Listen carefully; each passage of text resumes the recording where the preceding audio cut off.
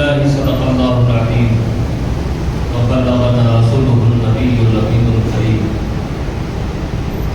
ونحن على ذلك لمن الشاهدين والشاكرين والحمد لله برات گرامی ماہ رمضان مبارک اپنی برکتوں اپنی رحمتوں کا ہمیں حقدار بناتا ہوا بڑی تیزی سے گزرتا جا رہا ہے۔ اللہ کا یہ پیارا بھیجا ہوا مہمان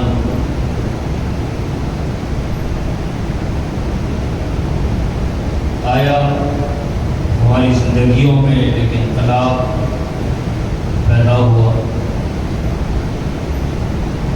اور ہمیں بہت سی برائیوں سے دور کیا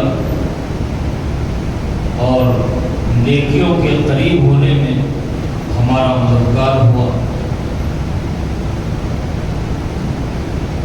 پہلا عشرہ رحمتوں والا، دوسرا عشرہ مغفرت والا گزر گیا۔ اللہ نے چاہا اس کے حبیب کے صدقے اس کی رحمتوں کے بھی ہم حقدار ہو جائیں گے، اس کے دربار سے ہمارے گناہوں کی معافی بھی ہو جائے۔ عزیزان گرامی، رمضان کا جب آخری عشرہ آتا تو اس بات کا یقین ہو جاتا ہے کہ اب ماہ رمضان ہم سے جدا ہونے والا ہے۔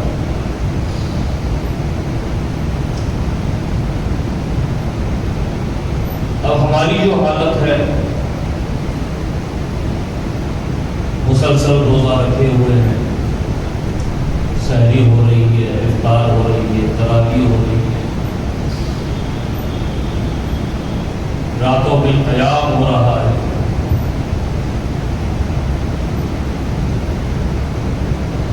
ان سب کاموں کا مقصد اپنے رب کو راضی کرنا، اپنے رب کی خوشنودی کو حاصل کرنا۔ اس کے لیے ہمیں مہینہ ملا ہے اور قدر والے اس کی قدر جانیں گے اور محنت و مشقت کریں گے۔ مقصد لوگوں کو دکھانا، لوگوں میں شہرت پانا، لوگوں میں نمائش کرنا نہیں ہے، بلکہ اپنے رب کو راضی کرنا ہے۔ تو ہم نے کیا کیا؟ جیسے ہی رمضان شروع ہوا، اللہ تعالیٰ کی عطا کردہ بے شمار نعمتیں ہمارے گھر میں موجود ہے، اچھا کھانا موجود ہے، اچھا پکوان موجود ہے، ٹھنڈا ٹھنڈا جگر کو ٹھنڈک دینے والا پانی موجود ہے، لیکن ہم نے کیا کیا؟ مولا تیری رضا، تیری خوشنودی ہمارے لیے سب کچھ ہے، دیکھ یہ تیری عطا کردہ نعمتیں ہیں، لیکن ہمیں یہ پتہ چلا ہے کہ ان کو چھوڑنے سے تو راضی ہوتا ہے۔ تو مولا بھوک لگی ہے، کھانا موجود ہے، تجھے راضی کرنے کے لیے کھانا نہیں کھائے۔ مولا پیاس لگی ہے، جگر تڑپ رہا ہے، لیکن میرے مولا ہمیں یہ پتہ چل چکا ہے اتنے وقت سے اتنے وقت تک ہم اس پانی سے اپنے آپ کو دور رکھ لیں گے، مولا تو راضی ہو جائے۔ تیری رضا سے بڑھ کے ہمارے لیے کچھ نہیں ہے، لہذا مولا ہم نہ کھانا کھائیں گے نہ پانی پئیں گے، بس بھوکے جاتے رہیں گے، نڈھال ہو جائیں گے، کمزور ہو جائیں گے، ناتوا ہو جائیں گے، لیکن مولا تیری رضا اور خوشنودی کے لیے ہم اپنے آپ کو کمزور اور ناتوا کرنے تیار ہیں، بس مقصد یہ ہے کہ مولا تو راضی ہو جائے۔ اور مولا دن بھر ہم نے بھوکا پیاسا خود کو رکھا، افطار کا موقع آیا، جو نصیب ہوا وہ کھا لیا، پھر ہم روزانہ عشاء کی نماز تو کم پڑھا کرتے، لیکن میرے مولا دن بھر اپنے آپ کو روزے کی پھٹی میں جلانے اور گلانے کے بعد پھر جب عشاء ہوتی ہے تو ہم وہیں سال میں کبھی 20 رکعت تراویح نہیں پڑھتے. مولا اتنی تھکن کے باوجود ہم 20 رکعت نماز پڑھ لیا کرتے. مقصد یہ کہ تو راضی ہو جائے. پھر اس کے بعد جتنا سونے کا وقت ملا ٹھیک ہے. اس کے بعد سحری کا وقت آیا، پھر ہم وہی روٹین پر آ گئے. خود کو بھوکا رکھ لیں، خود کو پیاسا رکھ لیں. مولا بس تو راضی ہو جائے، تو راضی ہو جائے، تو خوش ہو جائے. یہ اس طرح ہم 20 دن گزار دیتے ہیں. اور جب ہمیں اس بات کا اندازہ ہونے لگتا ہے کہ اب رمضان ختم ہونے جا رہا ہے تو ہم تھوڑا اور تبدیلی لاتے ہیں. کیا کرتے ہیں؟ 20 دن تو صرف ہم نے اپنے آپ کو بھوکا پیاسا رکھا. اب جیسے آخری 10 دن آئے، اور یہ 10 دن ہمارے لیے بڑے اہم ہوتے ہیں. یہ جہنم سے آزادی کا پروانہ دلانے والے ایام ہوتے ہیں. پہلے 10 دن تو ہم اللہ کی رحمت سے مالا مال ہوئے. دوسرے 10 دن اللہ نے ہمارے گناہوں کو معاف کیا. اب گناہوں کو معاف کرنے کے باوجود بھی ایک دھاگا لگا ہوا ہے. اللہ کی مرضی ہے، وہ جہاں چاہے ہمیں بھیج دے. اب یہ جو 10 دن ہمیں مل رہے ہیں، اس بات کا ہمیں یقین دلا رہے کہ اللہ تم سے خوش ہوا، اللہ تم سے راضی ہوا، اللہ نے تمہیں اپنی رحمتوں سے مالا مال کیا، اللہ نے تمہارے گناہوں کو معاف کیا. اب ڈر نکال دو اپنے دل سے، اللہ تعالیٰ نے تمہیں جہنم سے بھی آزاد کر دیا. یہ 10 دن بڑے اہم ہوتے ہیں. اب اس 10 دن میں ہمیں یقین ہو گیا کہ اب یہ اللہ کا بھیجا ہوا پیارا مہمان اب ہم سے رخصت ہونا چاہتا ہے. ہر سال ایسے ہی آتا، ایسے ہی چلا جاتا، ایسے ہی آتا، ایسے ہی چلا. پھر ایک بار ہماری زندگی میں یہ مہینہ آیا. اب یہ مہینہ بھی اب بڑی تیزی کے ساتھ رخصت ہوگا. لیکن پہلے 10 دن ہم روزہ رکھتے ہیں، ایک کیفیت اپنے اندر محسوس کیجیے، دن گزرتا ہی نہیں ہے. اس کے بعد دن گزرتے نہیں. ارے 5واں روزہ، ابھی 5واں ہی روزہ، ابھی 8واں روزہ ہے. اور پھر 10 دن گزرنے کے بعد 11ویں روزے سے آپ ایک کیفیت اپنے اندر محسوس کریں. ارے 11 روزے ہو گئے، پتہ ہی نہیں چلا. اب اس کے بعد جہاں 20 روزے ہو جاتے ہیں وہاں پہ تو بالکل سنبھلے تک دن گزرتے چلے جاتے ہیں، روزہ معلوم ہی نہیں. تو اب یہاں ایک تبدیلی آتی ہے کہ اب ہمیں دھڑکا لگ گیا ہے.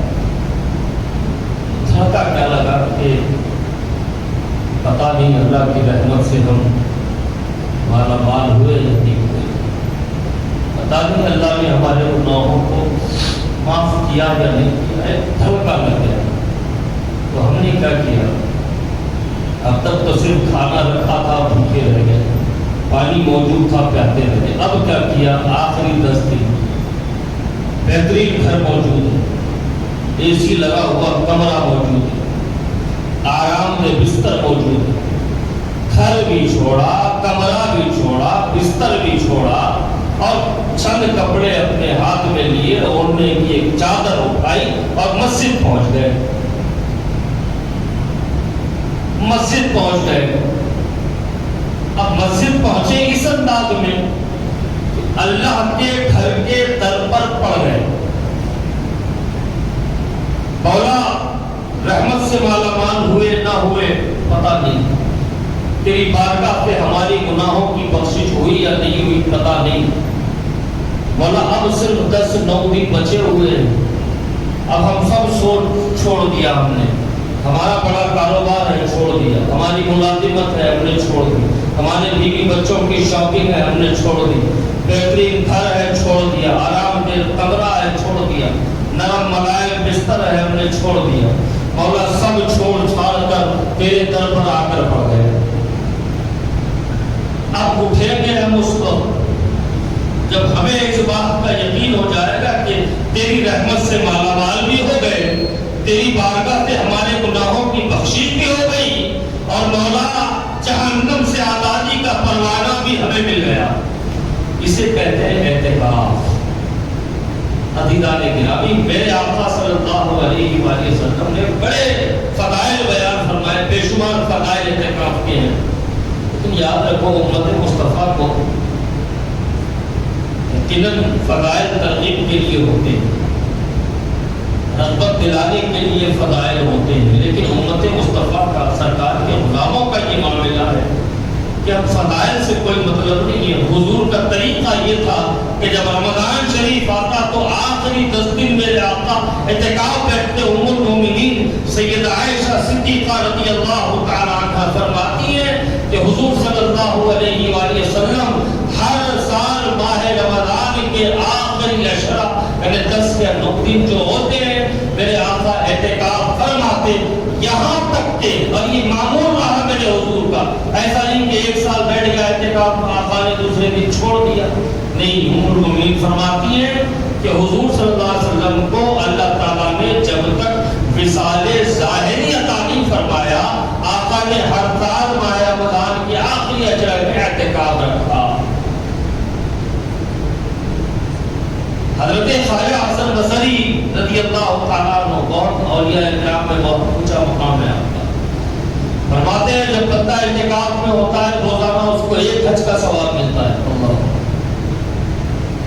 حضرت امام علی زین العابدین ابن سیدنا امام حسین رضی اللہ تعالیٰ عنہما اپنے والد سیدنا امام حسین سے روایت کرتے ہیں کہ میرے آقا صلی اللہ علیہ وسلم نے فرمایا معتکف جب اعتکاف میں ہوتا ہے تو اس کو 2 حج اور 2 عمرے کرنے کا ثواب ملتا ہے۔ اللہ۔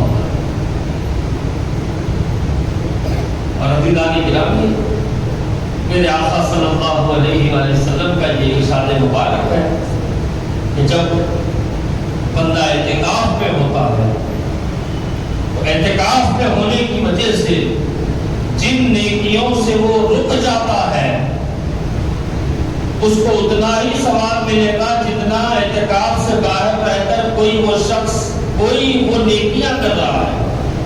اعتکاف سے باہر رہ کر کوئی شخص کوئی نیکی کر رہا ہے اور اعتکاف میں رہنے کی وجہ سے اس نیکی سے یہ محروم ہے، میرے آقا فرماتے ہیں وہ تو ثواب اس کو بھی مل رہا ہے۔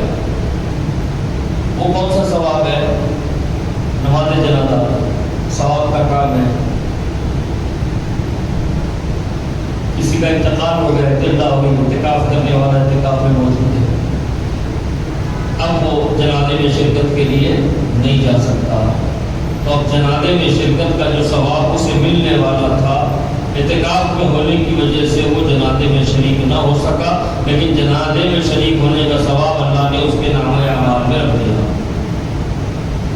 کسی مریض کی عیادت کرنا ثواب کا کام ہے۔ اب یہ اور بات ہے کہ اعتکاف میں نہ بھی ہو تو مریض کی عیادت کرنا یہ ہم ضروری ہی نہیں سمجھتے، بڑا ثواب کا کام، بڑے ثواب کا کام ہے کسی مریض کی عیادت کرنا۔ اللہ تعالیٰ ایک نیکوکار بندے سے کہے گا اس کو جہنم میں ڈال دو، وہ کرے گا مولا ساری زندگی تو میں نے نیکیاں کی تھی، اللہ فرمائے گا میں جب بیمار پڑا تو نے مجھے پوچھا نہیں، بندہ کرے گا مولا تو بیماریوں سے پاک ہے، تیرا وجود تو بے نیاز ہے، لم یلد ولم یولد، اور سبق تیری شان ہے، میرے مولا تو بیمار کب ہوا اور تجھے بیمار ہونے کی ضرورت کیا ہے؟ اللہ فرمائے گا فلاں بندہ جو تیرا قرابت دار تھا، تیرا قریبی تھا، تیری جان پہچان والا تھا، وہ بیمار ہوا تو نے اسے پوچھا ہی نہیں، جب تو نے اسے نہیں پوچھا تو مجھے ایسا لگا کہ تو نے مجھے نہیں پوچھا۔ یہ عیادت کا ثواب ہے۔ اور اعتکاف میں ہو یا نہ ہو عیادت سے کوئی مطلب نہیں، کانسیپٹ ختم ہو گیا، تصور ختم ہو گیا مریضوں کو پوچھنے، لیکن بڑے ثواب کا کام ہے مریضوں کو پوچھنا۔ اب اعتکاف میں آدمی بیٹھا ہوا ہے، وہ کسی مریض کی عیادت نہیں کر سکتا، لیکن چونکہ وہ اعتکاف میں ہے وہ عیادت نہ بھی کرے، اللہ تعالیٰ عیادت کا ثواب اس کے نام اعمال میں شامل فرما دیتا ہے۔ ہر وہ نیکی جس وجہ سے معتکف رک جاتا ہے، اللہ تعالیٰ ان سارے نیکیوں کو اس کے نام اعمال میں جمع فرما دیتا ہے۔ عزیزان گرامی، عربی زبان میں اعتکاف کا مطلب ہے رک جانا، تھم جانا، اور اصطلاحی معنی میں یہ ہے کہ ساری دنیا سے اپنا تعلق ختم کرتے ہوئے رب العالمین کی بارگاہ میں اس طرح سے رجوع ہو جانا کہ سوائے اپنے رب کے کسی اور سے کوئی تعلق باقی نہ رکھنا، اعتکاف ہے۔ عزیزان گرامی، اعتکاف الحمدللہ ہماری مسجدیں اعتکاف معتکفین سے بھری ہوتی ہیں۔ ایک بات یاد رکھیں، محلے کی ایک مسجد ہے، اگر اس میں ایک فرد بھی اعتکاف نہ بیٹھا تو سارا محلہ گنہگار ہو جائے گا، اور ایک فرد بھی اگر اعتکاف بیٹھ جائے سارے محلے کو اس کا ثواب مل جائے گا۔ یہ اعتکاف کا معاملہ ہے۔ عزیزان گرامی، اعتکاف ایک سنت ہے، اعتکاف ایک مستحب ہے، اعتکاف ایک واجب ہے۔ سنت اعتکاف یعنی رمضان شریف کے آخری 10 دن، اب کسی کی ملازمت ہے یا کوئی ایسی مجبوری ہے کہ وہ پورے 10 دن نہیں بیٹھ سکتا تو اس کو جتنے دن بیٹھنا ہے بیٹھ جائے، لیکن آزادی اسی وقت ہے، اعتکاف سے باہر وہ اسی وقت ہو سکتا ہے جب شوال کا چاند نظر آ جائے۔ یہ سنت اعتکاف ہے۔ اور مستحب اعتکاف کیا ہے؟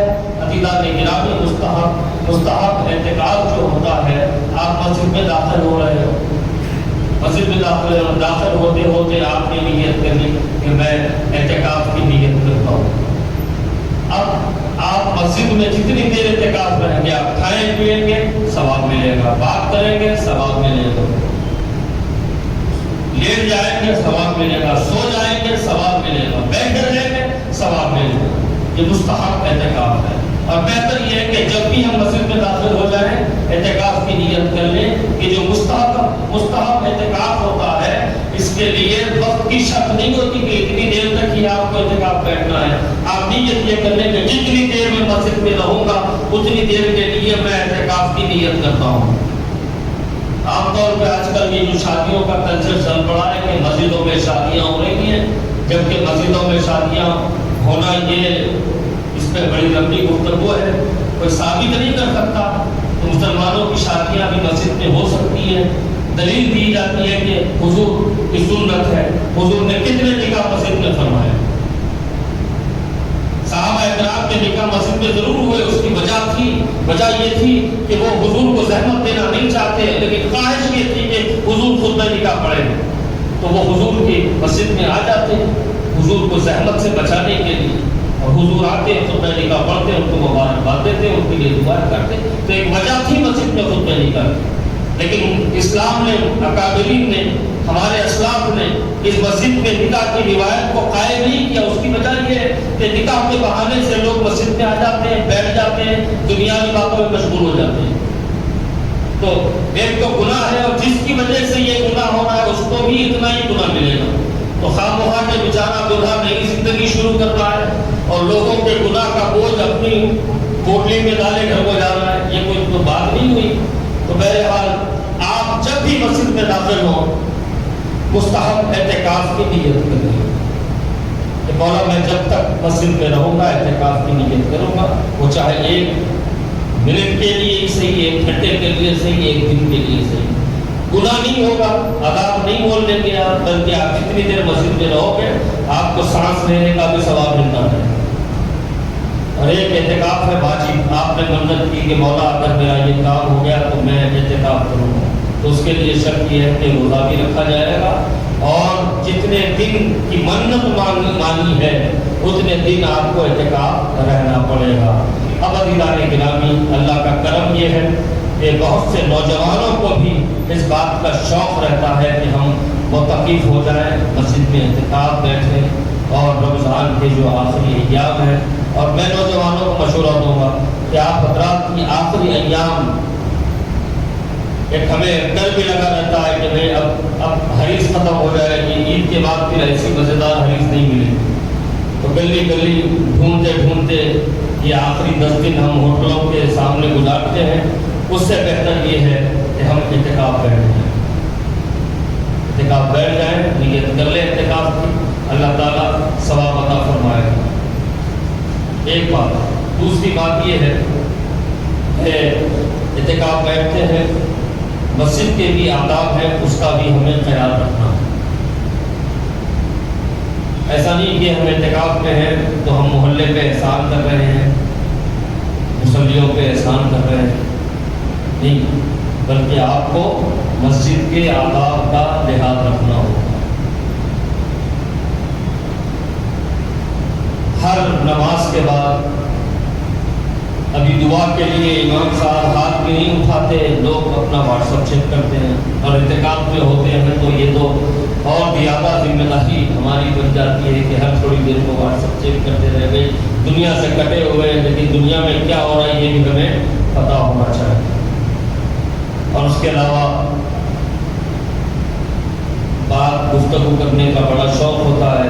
دن بھر تو تھکے ماندے رہتے ہیں، بڑے ادب قاعدے میں رہتے ہیں، لیکن شام میں کھاتے پیتے ماحول میں آ جاتے ہیں تو اپنا ایک گروپ بنا کے پھر دنیاوی باتیں شروع ہو جاتی ہیں. ان باتوں کا لحاظ رکھنا چاہیے. اعتکاف کا مطلب یہی ہے کہ ساری دنیا سے اپنے رشتے ناطے ختم کر کے اللہ کے در پر پڑ جانا کہ مولا اب تیری رحمتیں بھی ہمیں مل گئی، تیری بارگاہ سے بخشش بھی ہماری ہو گئی، بس مولا ہم یہ چاہتے ہیں کہ جہنم سے آزادی کا پروانہ بھی ہمیں مل جائے. اور مقصود اصلی اعتکاف کا یہ ہے کہ ہم اپنے رب سے اپنا تعلق مضبوط کر لیں.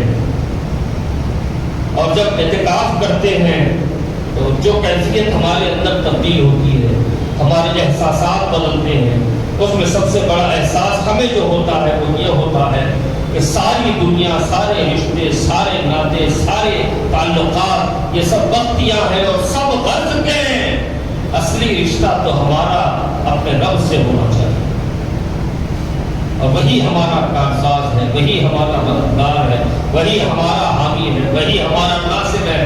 کہ ہم اکیلے بھی ہیں تو اللہ تعالیٰ ہمارا بھی نگہبان ہے، ہماری ضروریات کو پورا کر رہا ہے. اب یہ مت سوچیں کہ ہماری گھر گرہستی ہے، کاروبار ہے، اب ہم اعتکاف میں بیٹھ گئے تو پھر یہ گھر کا کیا ہوگا، کاروبار کا کیا ہوگا. یاد رکھو جب اللہ کے لیے آپ سب کچھ چھوڑ کے مسجد میں آ جاؤ گے تو آپ کی ہر چیز کا نگہبان اللہ سبحانہ و تعالیٰ ہو جائے گا. تو اعتکاف کے بڑے فضائل ہیں، بے شمار فضائل ہیں. اللہ تعالیٰ جس کو توفیق دے اس کو توفیق ملتی ہے، وہ اعتکاف میں شامل ہو جاتا ہے. اور اعتکاف میں جو ہے ان کی ذمہ داری یہ ہے کہ وہ جس مسجد میں اعتکاف بیٹھیں، بہتر یہ ہے کہ ان کے اپنے محلے کی مسجد ہو، ان کے اپنے گھر کے قریب ہو، اور مسجد میں جب تک اعتکاف رہیں متقب رہیں. اس بات کا خیال رکھیں کہ آپ اللہ کے گھر میں رہ رہے ہو، اس کی صاف صفائی ستھرائی بھی آپ کی ذمہ داری ہے. یہ نہیں کہ مسجد میں خادم ہیں تو ہم تو اعتکاف میں بیٹھے ہوئے ہیں، یہ خادم تو ہمیں تنخواہ لیتے ہیں، اب ان کو سارے کام کاج کرنے دیجیے. نہیں، آپ ان کے ہاتھ بٹا رہے ہیں، چونکہ اعتکاف میں ہے اس کا ثواب بھی آپ کو مل رہا ہے. ایسا نہیں کہ اعتکاف میں صرف لیٹے رہیں، سوتے رہیں، نماز کے وقت پہ اٹھے نماز پڑھ لیں پھر سوتے رہیں، بلکہ مسجد کے اندر آپ جہاں بیٹھے ہوتے ہیں، جہاں لیٹے ہوتے ہیں، اس کی صاف صفائی بھی آپ کی ذمہ داری ہوتی ہے. اب بہتر یہ ہے کہ اپنے محلے کی مسجد میں ہم اعتکاف رہیں، متقب رہیں، اعتکاف بیٹھیں. اور عزیزان گرامی، مسجد اعلیٰ یعنی مسجد جامع مسجد خواجہ گلشن میں ہر سال اعتکاف کا اہتمام ہوتا ہے. اللہ سبحانہ و تعالیٰ اعتکاف کرنے والوں کے اعتکاف کو قبول فرمائے اور زیادہ سے زیادہ عبادتوں کی توفیق عطا فرمائے. اب اعتکاف میں جتنے دن رہتا ہے وہ صبح سے شام، رات پھر شام سے صبح، یہ مسلسل اس کا وقت عبادت میں گزرتا ہے. لیکن کچھ معاملات ایسے بھی ہوتے ہیں، میں خود اپنی آنکھوں سے ایک آدھ بار دیکھ چکا ہوں کہ گروپ بنے ہوئے ٹھیک ٹھاکا ہو رہا ہے، مذاق ہو رہا ہے. عزیزان گرامی، یہ مسلمان کو زیب نہیں دیتا کہ وہ سارے رشتے ناطے ختم کرنے کی بات کر رہا ہے اور اللہ کو راضی کرنے کی بات کر رہا ہے، اور اس دوران میں اسے موقع مل رہا ہے تو فوراً وہ دنیاوی باتوں میں مشغول ہو رہا ہے. یہ مسلمان کو زیب نہیں دیتا، یہ حضور کے غلام کو زیب نہیں دیتا. اس بات کا لحاظ کریں. اور عزیزان گرامی، دن بدن حالات بہت زیادہ بگڑتے اور بدلتے جا رہے ہیں ہمارے ملک کے. اللہ تعالیٰ ہمارے ملک کی حفاظت فرمائے. آپ حضرات اعتکاف کی نیت کرتے ہیں، مسجد میں آ جاتے ہیں، ٹھیک ہے، آپ جان پہچان کے لوگ ہیں، آپ مسجد کی کمیٹی کو جانتے ہیں، مسجد کی کمیٹی آپ کو جانتی ہے. لیکن عزیزان گرامی، اعتکاف کے نام پر کوئی ایک غیر مسلم مسلم شخص بھی مسلمان کا حلیہ بنا کر معتکفین میں شامل ہو سکتا ہے اور 24 گھنٹے مسلمانوں کے مصلیوں پر، مسجد کے مصلیوں پر اس کی نظر ہو سکتی ہے۔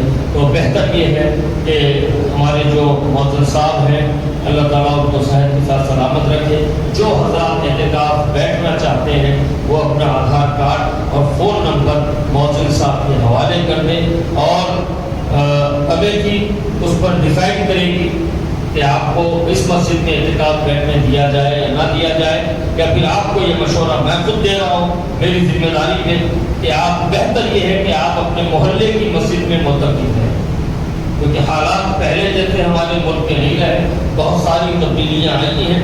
تو جو حضرات معتکف ہونا چاہتے ہیں، مسجد میں اعتکاف بیٹھنا چاہتے ہیں، وہ اپنا آدھار کارڈ اور فون نمبر مسجد کے مؤذن صاحب کے حوالے کر دیں، تاکہ آپ کا ریکارڈ مسجد کی انتظامیہ کے پاس رہے، اور تاکہ کوئی غیر فرد معتکفین میں شامل ہونے کی جرات نہ کر سکے۔ اس بات کا آپ حضرات خیال رکھیں۔ اللہ سبحانہ و تعالیٰ ہمارے روزوں کو قبول فرمائے، ہماری عبادتوں کو قبول فرمائے، اور اللہ تعالیٰ ہمارے تراویح پڑھنے کو قبول فرمائے، ہمارے قرآن پڑھنے، سننے اور سیکھنے سمجھنے کو قبول فرمائے، اور اللہ تعالیٰ ہمارے خیر خیرات کرنے کو قبول فرمائے۔ حضرات گرامی، مسجد حالہ میں ایک بیت المال بھی ہے جس کے ذریعے غریب مستحق افراد کی مدد کا نظم ہے۔ تو آپ حضرات سے درخواست ہے کہ جہاں آپ زکوٰۃ، صدقہ وغیرہ رمضان میں دیتے ہیں، جو مستحق لوگ ہیں ان کو بھی پہنچا دیں، اور آپ کی ذمہ داری یہ بھی بنتی ہے کہ آپ جس مسجد میں نماز ادا کرتے ہو اس مسجد سے ملحق بیت المال ہے، تو آپ اس کی بھی خدمت اپنے انداز میں کریں، تاکہ سال بھر اس کے ذریعے جو جن غربا کی مدد ہو سکتی ہے اس میں بھی آپ کا حصہ شامل رہے۔ اللہ تعالیٰ ہم کو، آپ کو، ہم کو سب کو نیک اعمال کی توفیق عطا فرمائے، گناہوں سے بچنے کی، اور اللہ تعالیٰ رمضان میں ہمیں عادت پڑ رہی ہے، اور طب آخر تک یہ عادت ہماری باقی و برقرار رہے، اور نیکیوں کی محبت، رغبت ہمارے دلوں میں پیدا ہو رہی ہے، تا طب حیات، اور اللہ تعالیٰ نیکیوں پر عمل پیدا ہونے کی توفیق رفیق عطا فرمائے۔ باخر دعوانا الحمد